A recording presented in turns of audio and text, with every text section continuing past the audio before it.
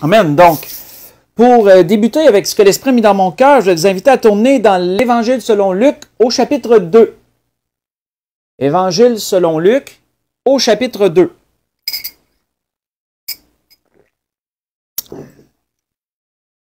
On va aller relire ce passage où, lorsque Jésus était bébé et qu'il a été amené au temple pour être circoncis, présenté devant le Seigneur selon la prescription de la loi. On voit qu'il nous est dit dans Luc chapitre 2, à partir du verset 25, l'Esprit veut tirer une mention ici à propos du Seigneur et nous conduire dans cette mention. On voit qu'il est dit, à partir du verset 25 de l'Évangile selon Luc chapitre 2, il dit, « Voici, il y avait à Jérusalem un homme appelé Siméon. Et cet homme était juste et pieux. Il attendait la consolation d'Israël, et l'Esprit Saint était sur lui. Il avait été divinement averti par le Saint-Esprit qu'il ne mourrait point avant d'avoir vu le Christ du Seigneur. Il vint au temple poussé par l'Esprit. Et comme les parents apportaient le petit enfant Jésus pour accomplir à son égard ce qu'ordonnait la loi, il le reçut dans ses bras, bénit Dieu et dit, « Maintenant, Seigneur, tu laisses ton serviteur s'en aller en paix, selon ta parole. Car mes yeux ont vu ton salut, salut que tu as préparé devant tous les peuples. La lumière pour éclairer les nations et gloire d'Israël, ton peuple. » Son père et sa mère étaient dans l'admiration des choses qu'on disait de lui. Siméon les bénit et dit à Marie, sa mère, « Voici, cet enfant est destiné à amener la chute et le relèvement de beaucoup en Israël, et à devenir un signe qui provoquera la contradiction. Et à toi-même, une épée te transpercera l'âme, afin que les pensées de beaucoup de cœurs soient dévoilées. » Nous allons arrêter ici. Alors, dans ce qu'on a lu, nous voyons que Siméon, un homme pieux, un homme très spirituel à ce qu'on peut voir, un homme qui entendait la voix de l'Esprit, qui se laissait diriger par l'Esprit, on voit qu'il a été poussé justement par notre bon conducteur, le Saint-Esprit, au temple pour rencontrer, pour tenir dans ses bras, pour voir le salut de Dieu, comme il a été dit. Et Siméon a dit à Marie des choses très particulières à propos de Jésus. Il lui a dit que cet enfant allait apporter la chute et le relèvement de plusieurs en Israël, mais il lui a dit également, et c'est sur ça que l'Esprit veut nous arrêter ce soir, il lui a dit également qu'il serait un signe de contradiction. Le Seigneur serait un signe de contradiction. Qu'est-ce que ça veut dire, ça? Un signe de contradiction. Quand on regarde le mot contradiction, selon le dictionnaire, ce mot veut dire contraire ou opposé. Opposition, on peut dire aussi. Donc, quand il y a de la contradiction, il y a quelque chose de contraire à ce qu'on pensait, à ce que quelqu'un pensait. Et il y a quelque chose qui est en opposition avec une autre pensée ou une autre chose. C'est une contradiction. Hein? Le mot contradiction, on peut voir le mot contraire dans contradiction. Donc, le Seigneur était destiné à être un signe de contradiction. Comment pourrions-nous le comprendre? Premièrement, mais quand je méditais sur ces choses, l'Esprit m'a amené dans une citation, une prophétie qui avait été donnée au jeune homme Samuel, au jeune Samuel dans l'Ancien Testament. Et je vais juste vous lire la portion de révélation que Dieu lui avait donnée lorsqu'il l'avait appelé pendant la nuit. Lorsqu'il avait appelé le jeune Samuel. Dieu avait dit à Samuel dans cette révélation, il a dit, alors l'Éternel dit à Samuel, « Voici, je vais faire en Israël une chose qui étourdira les oreilles de quiconque l'entendra. » Vous voyez ça dans 1 Samuel 3, verset 11. Donc Dieu avait dit au jeune Samuel qu'il allait faire quelque chose qui étourdirait les oreilles des gens qui allaient l'entendre ou qui allaient le voir. Cette façon de parler en disant que ça l'étourdirait leurs oreilles, ça voulait dire que le Seigneur allait apporter quelque chose qui allait être en totale contradiction avec ce que les gens pensaient, avec ce que les gens s'imaginaient. Et si vous voulez étendre l'étude, vous pourrez lire le chapitre 3 et 4 de 1 Samuel, 1 Samuel 3, 1 Samuel 4 au complet, si vous désirez étendre cette étude durant la semaine. Mais vous y verrez, en résumé très rapide, là, vous y verrez comment que la contradiction que Dieu allait amener, c'est que Dieu allait premièrement, comment je pourrais dire, abaisser, abattre, réduire à néant la famille d'Élie à cause du péché de ses fils et que lui ne les ait pas, qu'il ne les ait pas réprimés. Mais aussi, Dieu allait permettre que l'arche de l'Alliance, que l'arche de l'Éternel soit enlevée par les Philistins, chose qui n'aurait jamais été imaginable dans l'esprit des Juifs et dans la pensée du peuple, que Dieu laisse son arche être pris par des païens. Jamais il saurait imaginer ça. Et c'est ça cette œuvre-là, et c'est ça que Dieu dit qu'il allait faire quelque chose qui allait être en contradiction, il allait amener une contradiction, qui allait étourdir les oreilles de ceux qui l'entendraient. Pourquoi je vous cite ça? C'est simplement pour donner un ordre d'idée, parce que souvent, par association, on est capable de comprendre des choses. Et donc, à travers Jésus, Dieu allait aussi faire une œuvre qu'on pourrait dire qu'elle allait étourdir les oreilles de ceux qui l'entendraient plus tard. Hein, de ceux qui entendraient le Seigneur prêcher, de ceux qui verraient le Seigneur agir. Seigneur, autrement dit, Dieu allait mettre sa contradiction. Et ça, c'est particulier parce que Dieu a fait ça à quelques reprises à travers la parole de Dieu, à travers la Bible. On peut voir dans l'histoire du peuple d'Israël, etc., où Dieu a parfois mis sa contradiction. Il a fait parfois des choses qui ont viré le monde à l'envers en bon québécois, qui allaient à l'opposé de ce qu'eux pensaient, ou de ce qu'eux s'imaginaient, ou de ce qu'eux auraient fait, etc.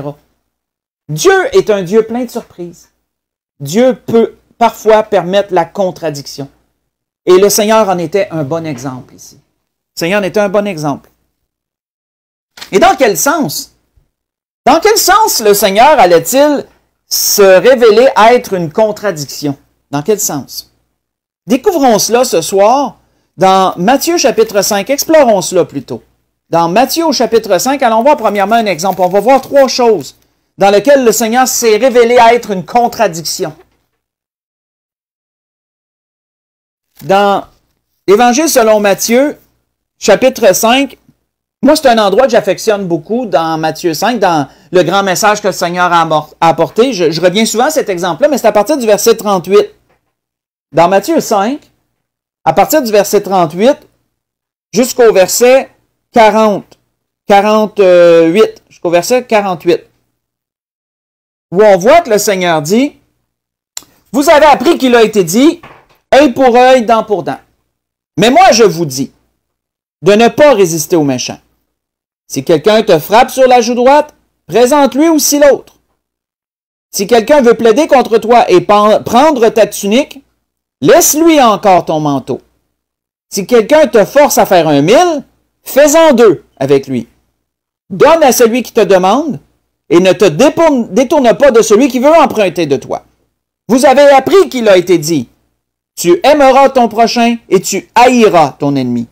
Mais moi, je vous dis, aimez vos ennemis, aimez vos ennemis, bénissez ceux qui vous maudissent, faites du bien à ceux qui vous haïssent, priez pour ceux qui vous maltraitent et qui vous persécutent, afin que vous soyez fils de votre Père qui est dans les cieux. Car il fait lever son soleil sur les méchants et sur les bons. Il fait pleuvoir sur les justes et sur les injustes. Si vous aimez ceux qui vous aiment, quelle récompense méritez-vous? Les publicains n'agissent-ils pas de même? Et si vous saluez seulement vos frères, que faites-vous donc d'extraordinaire? Les païens n'agissent-ils pas de même? Soyez donc parfaits, comme votre Père céleste est parfait. Arrêtons ici. Quand on s'arrête, ça sur les enseignements qui nous sont donnés dans Matthieu 5, Matthieu 6, Matthieu 7, qui résument un peu le sermon qu'on appelle le sermon sur la montagne. Quand on s'arrête sur ces enseignements-là, qu'on les lit, qu'on les médite, on se rend compte assez rapidement qu'ils étaient une contradiction en rapport à ce que les Juifs étaient habitués de pratiquer. Pourquoi cela? Pas parce que le Seigneur enseignait à désobéir à la loi. Absolument pas.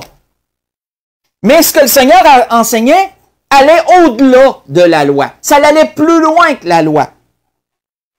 Et ça, pour le peuple, c'était une contradiction. C'était quelque chose qui était contraire à ce qu'il faisait. Il se contentait d'obéir à la loi puisque c'était ça qui était prescrit. Et comme Jacques l'a si bien cité, que celui qui met la loi en pratique va vivre par elle, va vivre par la loi. Donc, il vivait par la loi, puisque la grâce en Jésus-Christ n'était pas encore venue.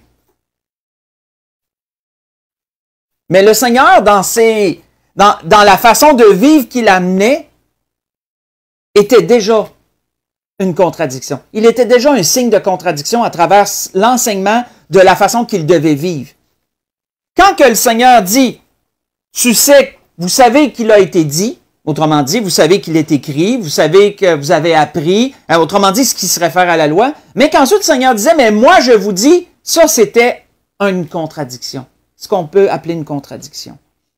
Et ce n'est pas surprenant que le Seigneur ait attaqué différentes parcelles de leur vie, choses qui peuvent être appliquées à nous aujourd'hui d'une certaine façon, adaptées à notre époque, mais ces choses qui ont été dites peuvent aussi s'appliquer dans nos vies.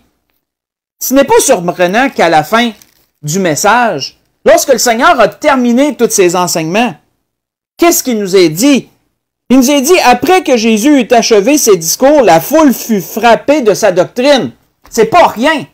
Pourquoi que la foule a été frappée de sa doctrine? C'est parce que le Seigneur emmenait des contradictions. Il amenait des choses qui dérangeaient. Il amenait des choses qui étaient opposées à leur pensée traditionnelle.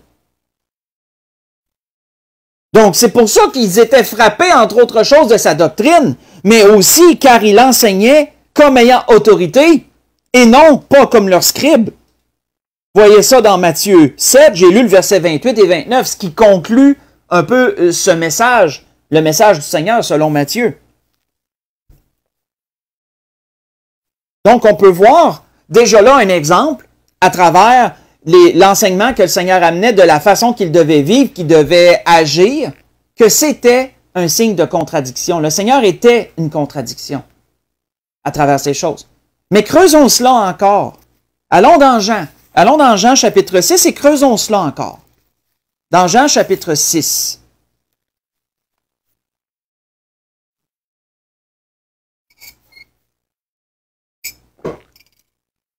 Dans l'Évangile selon Jean chapitre 6,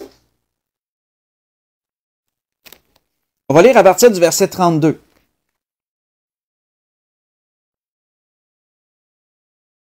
Dans un discours que le Seigneur, dans une discussion que le Seigneur a eue avec des Juifs, un enseignement qu'il donnait, dans Jean chapitre 6, à partir du verset 32, il est dit, Jésus leur dit, en vérité, je vous le dis, Moïse ne vous a pas donné le pain du ciel, mais mon Père vous donne le vrai pain du ciel.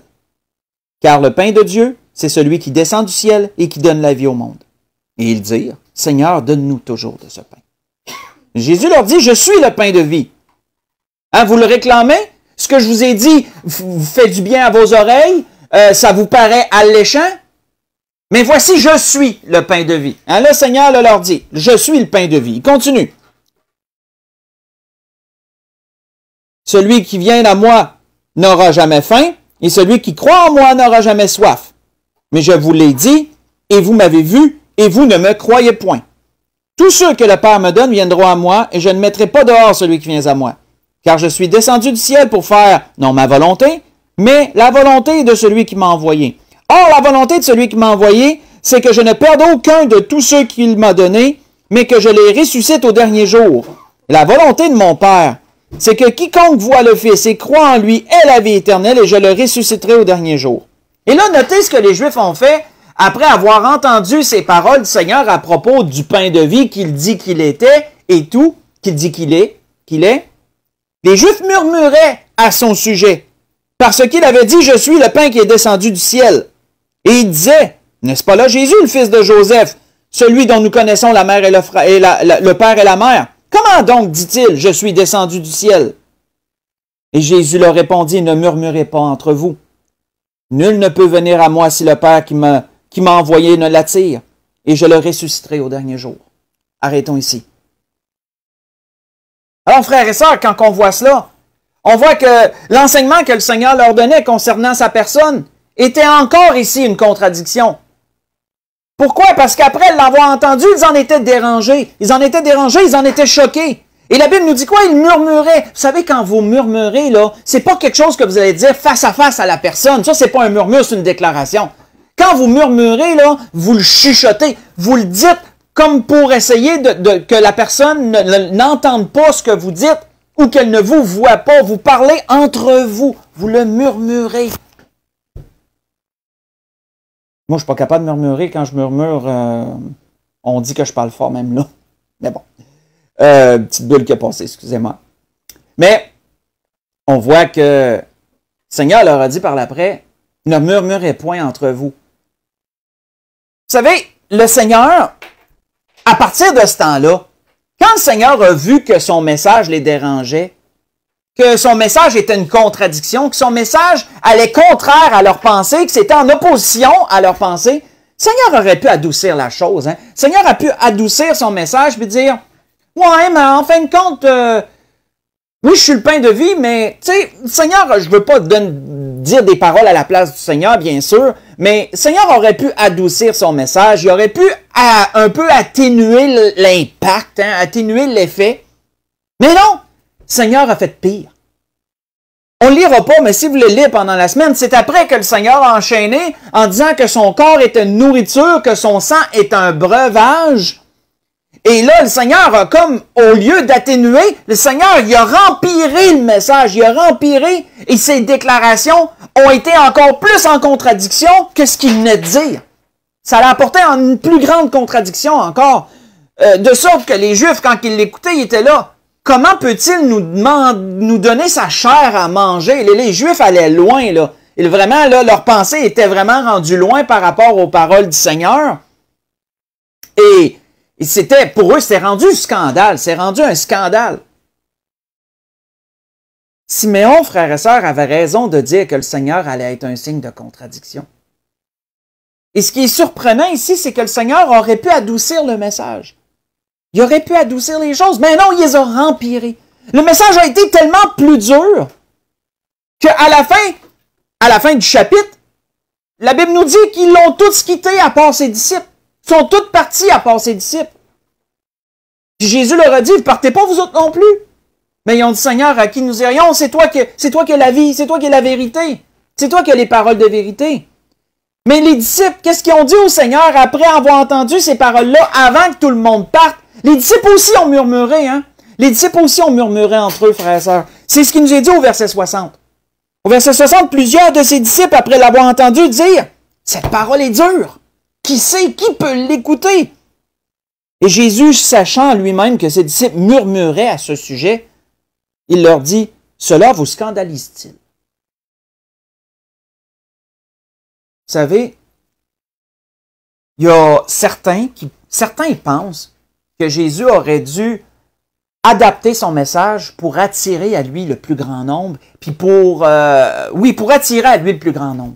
Certains pensent que Jésus aurait dû être plus doux, il aurait dû être moins dur, il aurait dû être moins un signe de contradiction, de sorte qu'il aurait attiré plus de gens. Mais le but du Seigneur n'était pas d'attirer plus de gens. Qu'est-ce que le Seigneur avait dit, frères et sœurs? Le Seigneur avait dit, « Nul ne peut venir à moi si le Père qui est dans les cieux ne l'attire. » Donc, qu'est-ce qui est important? D'être doux, avec des belles paroles douces, bien lissées, pour que ça plaise à l'oreille, que ça plaise au sens et que là, les gens viennent attirés par les paroles? Non.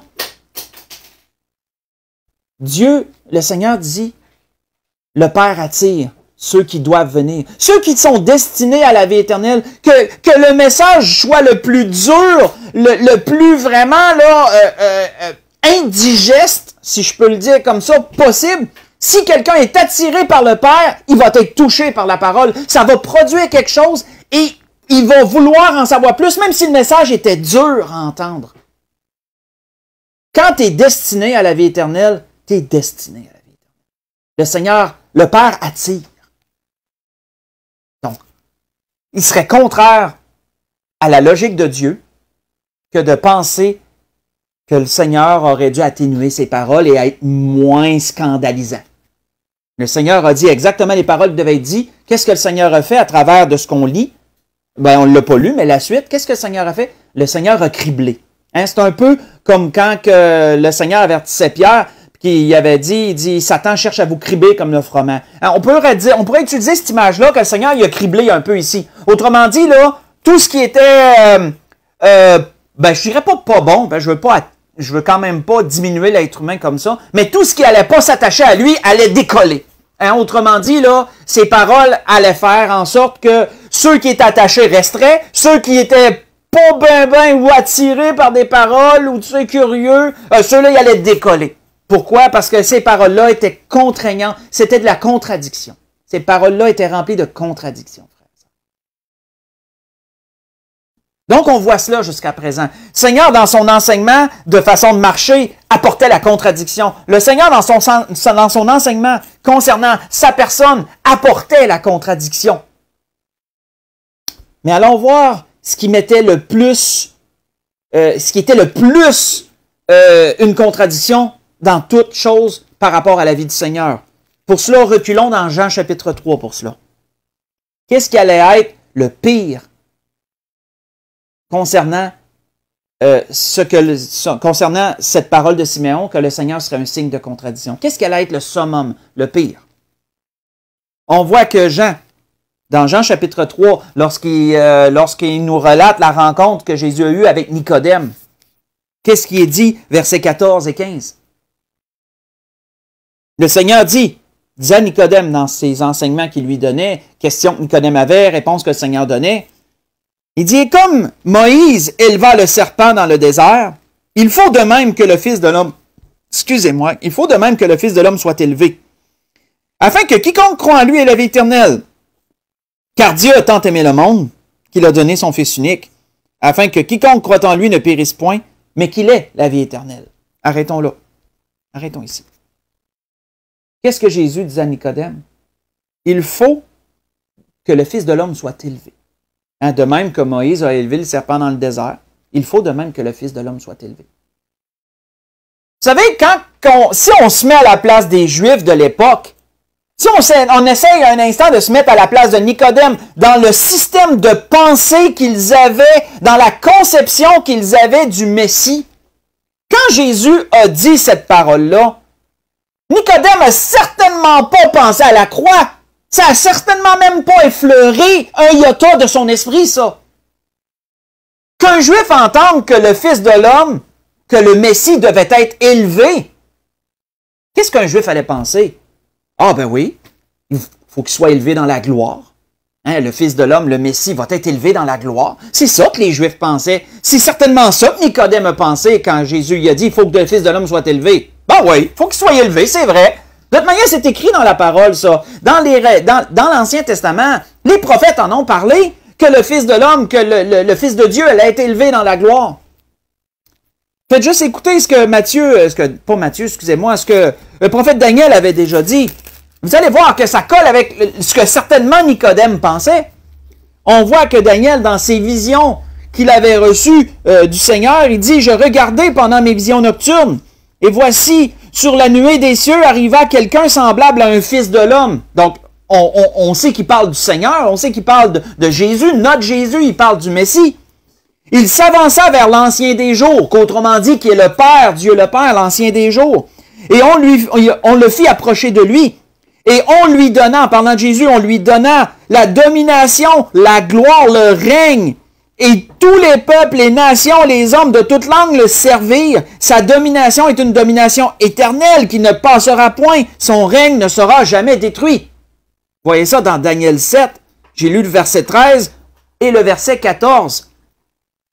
Quand Nicodème a lu ces paroles que je viens de vous lire dans Daniel, qui certainement les connaissait parce que ça faisait partie de leur récit, ça faisait partie de leurs études, des prophètes qu'ils étudiaient et toutes les paroles, bien, certainement, quand Nicodème a entendu que Jésus dit, bien, il faut que le Fils de l'homme soit élevé. Ah oui, c'est vrai, il faut qu'il soit élevé dans la gloire, et un jour, il va être élevé dans la gloire, il va attirer les hommes à lui.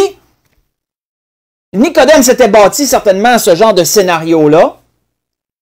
Mais c'est pas ça que Jésus pensait. Jésus ne parlait pas d'être élevé dans la gloire. Quand il disait qu'il faut que le Fils de l'homme soit élevé, il ne parlait pas pantoute d'être élevé dans la gloire.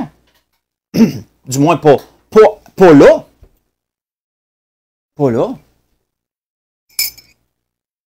Le Seigneur pensait à quoi? Le Seigneur parlait de la croix. Le Seigneur parlait de sa crucifixion. Que comme le serpent d'airain a été pendu au bois, ben, il faut que le Fils de l'homme soit également pendu au bois. La crucifixion était une forme de pendaison. C'était pas pendu par le cou, là. C'était pendu par les mains. Mais c'était une sorte de pendaison. Et c'est certainement pas ce à quoi Nicodème pensait, mais certainement pas, ça n'a certainement même pas effleuré son esprit, ça. Pourquoi? Parce que la plus grande des contradictions pour les Juifs de ce temps, et même encore à ce jour, lorsqu'il leur en est parlé, lorsque Jésus leur a apporté, c'est que le Seigneur est mort à la croix. C'est le plus grand c'est la plus grande des contradictions pour les Juifs, ça. C'est même une contradiction totale que leur Messie, que le oint de Dieu, se soit abaissé à mourir sur la croix, qu'il soit devenu un objet de malédiction. Comme l'apôtre Paul l'apportait aux Galates. Hein, l'apôtre Paul l'avait dit aux Galates chapitre 3, verset 13, que maudit soit celui qui est pendu au bois. Il considérait ça comme une malédiction de Dieu, celui qui était pendu au bois. Et le Fils de l'homme a dit qu'il devait être élevé de cette façon-là. Donc, on voit que cette croix n'était pas quelque chose qui était en accord avec la pensée juive. C'était au contraire quelque chose de contradiction. C'était une contradiction totale. C'était quelque chose de complètement contraire à leur pensée que le roi des rois, le Seigneur des seigneurs, allait mourir, allait être un objet de malédiction sur la croix. Jamais un Juif aurait pu s'imaginer ça. Jamais au grand jamais. Puis c'est justement encore une pierre d'achoppement pour eux autres de nos jours. C'est encore une pierre d'achoppement pour eux. Comme vous voyez, Dieu a sa façon d'amener la contradiction et Jésus a été une contradiction de son temps. Jésus a été une contradiction de son temps.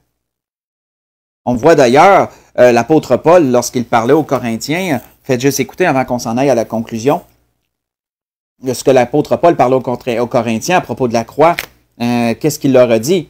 Il leur a dit, les Juifs demandent des miracles et les Grecs cherchent la sagesse. Nous prêchons Christ crucifié. Scandale pour les Juifs. Un scandale, c'est quoi? Scandale peut se rapporter à une contradiction. C'est quelque chose qui dérange énormément, là. Scandale pour les Juifs et folie pour les païens. Les Juifs vont être outragés. Les païens vont dire, il est fou.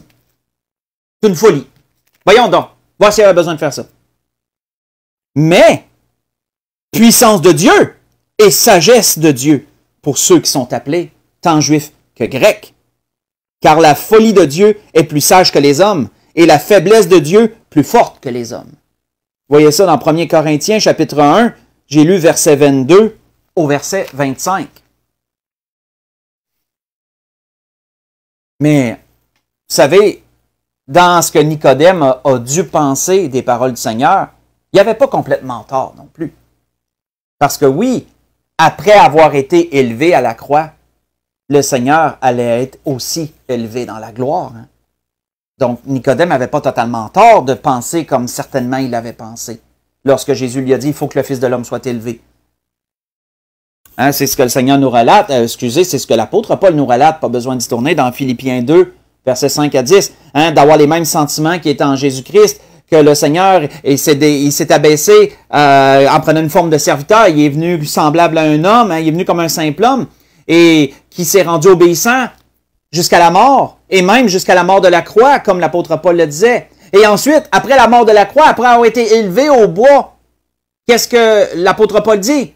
Il a été souverainement élevé dans la gloire. Le Seigneur, présentement, est dans la gloire. Il est dans la gloire du Père.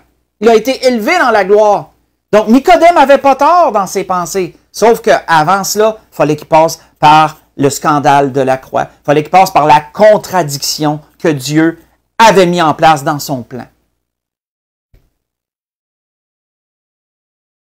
Et cette contradiction-là allait faire en soi, je dirais, un certain triage. Un certain triage. parmi ceux qui rejetteraient totalement et parmi ceux qui seraient attirés à travers cela. Pourquoi? Parce que comme le Seigneur l'avait dit, nul ne peut venir à moi si le Père qui est dans les cieux ne l'attire. Tu ne peux pas être sauvé parce que tu es plus sage et plus fin qu'un autre. C'est parce que Dieu t'a attiré. Et malgré la contradiction, te cheminer, malgré cela. Malgré cela. Mais vous savez, le Seigneur, s'il nous apporte ça ce soir, si le Seigneur a mis ça dans mon cœur ce soir, quand je méditais sur ces choses, c'est pour nous rappeler aussi quelque chose à nous. Et on va conclure là-dessus. Qu'est-ce que le Seigneur veut nous rappeler? Dans Luc chapitre 9.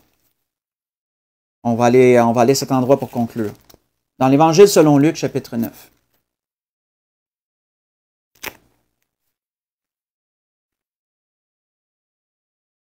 Un endroit où on retourne souvent. Hein, où qu'on va lire, là, c'est un endroit à colorer. C'est un endroit à colorer, c'est un endroit surligné, souligné, peu importe. Parce que c'est une référence, c'est une clé, on revient souvent à ça. Où le Seigneur disait dans Luc chapitre 9, à partir du verset 23, puis il dit à tous, « Si quelqu'un veut venir après moi, qu'il renonce à lui-même, qu'il se charge de sa croix chaque jour et qu'il me suive. Car celui qui voudra sauver sa vie la perdra, mais celui qui la perdra à cause de moi la sauvera. » Arrêtons ici. Si le Seigneur a été une contradiction de son temps, pensons-nous, frères et sœurs, que nous ne sommes pas, nous aussi, appelés à être un signe de contradiction pour le nôtre? Pensons-y. Dieu a de tout temps amené sa contradiction parmi les hommes. Amené quelque chose parmi les hommes qui allait être en opposition aux pensées des hommes, qui allait être en contraire à leurs agissements. Le Seigneur a été un signe de contradiction. Pensons-nous que ceux qui s'attachent au Seigneur et qui désirent le suivre ne seront pas aussi un signe de contradiction pour leur temps? Oui, frères et sœurs. Si nous comprenons cela, nous comprenons que nous sommes également ceux qui sont en Jésus-Christ. Nous devons être un signe de contradiction, nous aussi. Ça revient à ce que le Seigneur disait ici. Nous devons, ceux qui sont en Jésus-Christ, ceux qui sont en contradiction pour leur temps, dans leur temps, ça ne veut pas dire qu'ils font par exprès pour scandaliser les gens qui les entourent, pour faire toutes sortes de choses qui ont ni queue ni tête, pour déranger tout le monde, puis dire ouais, je suis en contradiction, c'est correct, je suis la parole du Seigneur. Hein. Les gens là sont vraiment mêlés quand ils me voient, je les repousse, là, c'est correct. Non, absolument pas, frère, sœur. Mais non, au grand jamais. Au grand jamais.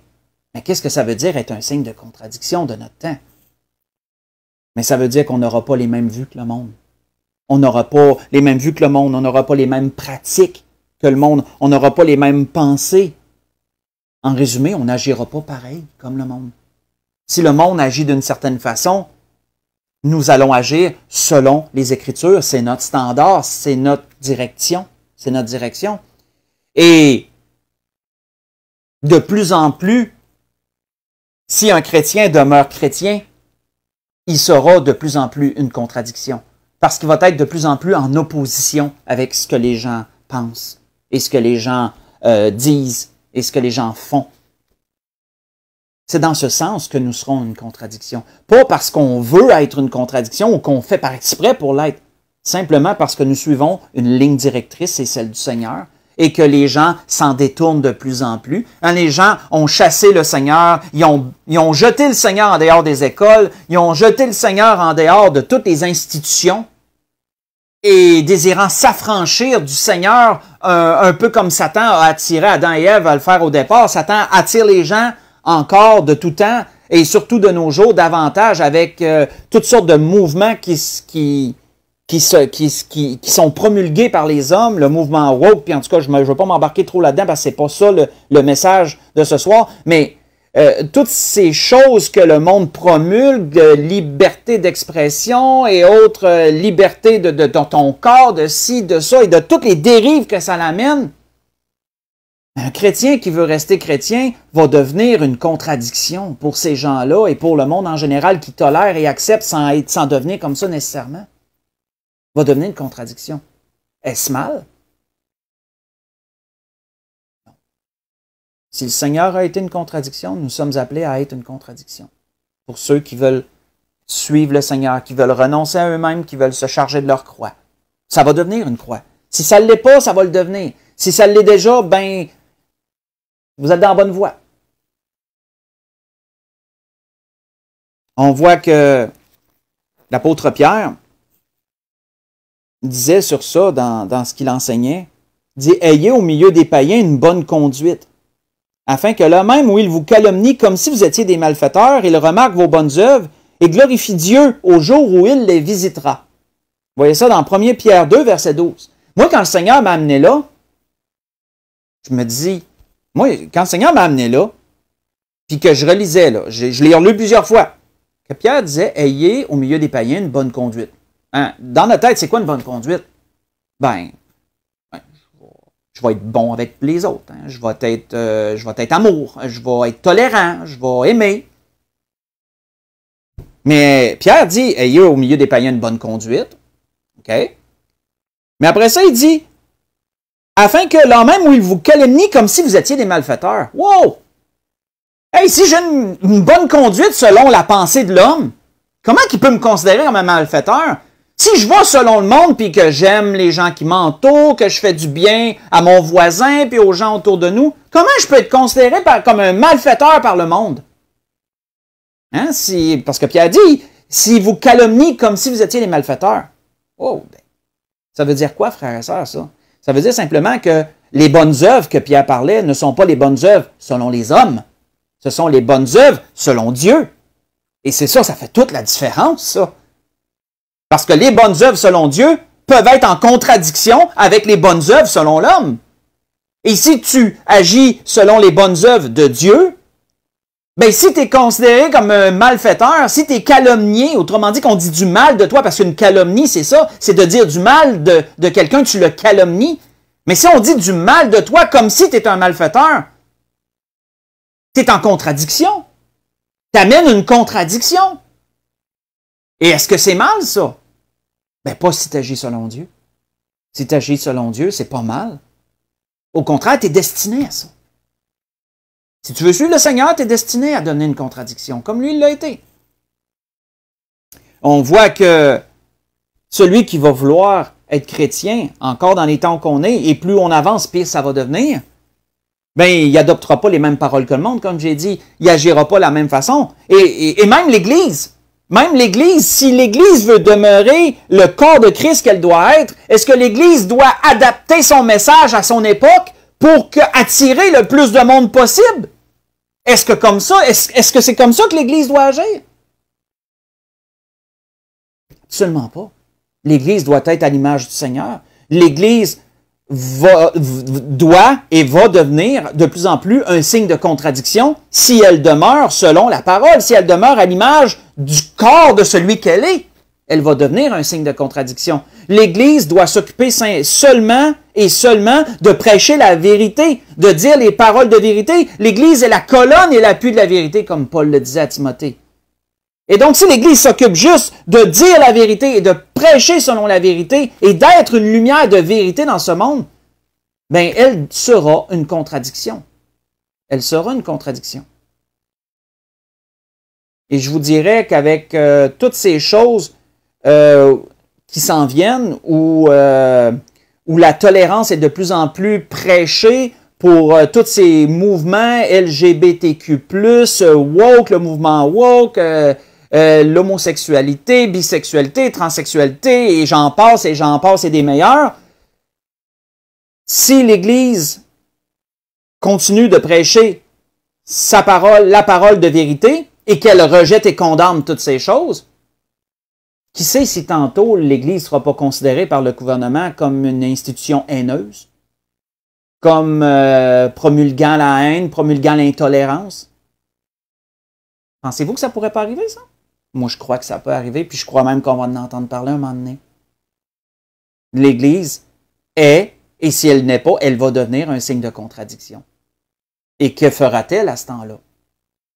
Est-ce qu'elle devra s'adapter à son temps? Moi, je ne crois pas du tout. On ne s'adapte pas au mal. Au contraire, on le rejette et on le condamne. C'est ça, être un signe de contradiction, frère. C'est à ça que nous sommes appelés. L'Église n'est pas appelée à flatter les oreilles puis à flatter les sens, ni de ceux qui sont en dedans, ni de ceux qui la visitent, ni de ceux du dehors. Elle est appelée à demeurer dans la vérité et à être un visuel, un signe de vérité. Et elle sera en contradiction. Et si elle l'est, bien, gloire à Dieu. Gloire à Dieu à ce temps-là. Gloire à Dieu. Et c'était ce que l'Esprit voulait nous dire ce soir.